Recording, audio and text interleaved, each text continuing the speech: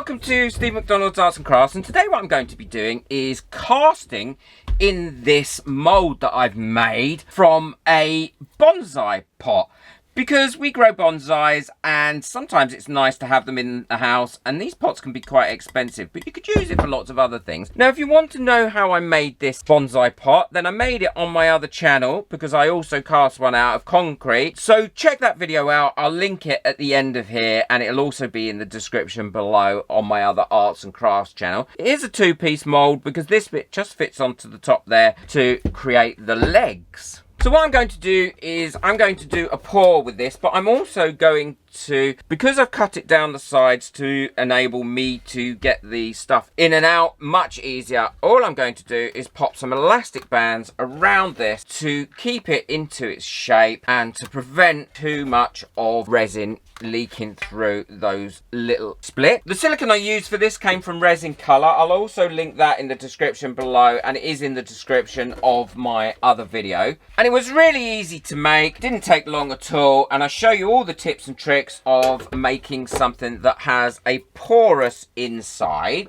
So let's get on and make a nice pot.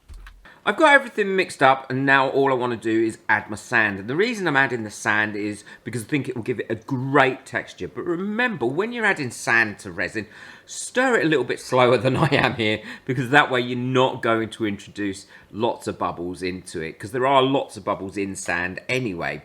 I'm also adding glitter because, why not? I do love me glitter. And I do put quite a lot in because I want it to show up in between and sparkle. And it really does. You'll see that at the end when it's all planted up. So give that a good mix in to make sure it's evenly distributed right the way through, and then pour it into your mould. Now when I pour it into the mould, I do it in 3 different stages, and that is because it enables me to get into all the nooks and crannies a little bit better. So once I've poured this first lot in and it's running down, I take a stick and I push it right the way down. The great thing about your homemade moulds is they're a lot more robust and harder wearing than the ones that you buy. So once I'm happy with it's got it into the right areas, I now fill up the next bit.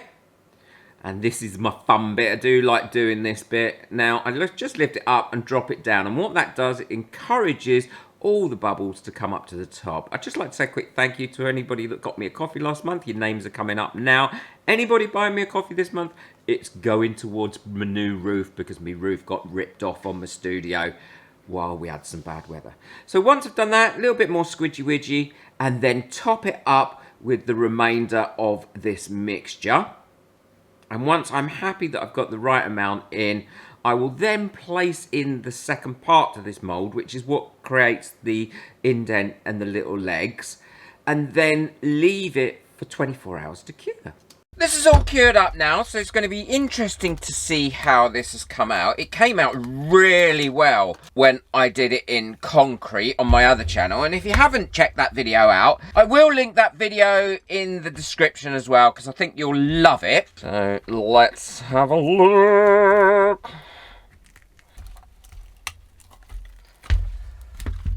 Oh, and that has come out quite well. So let me just take off these little bits where it goes into where I cut them.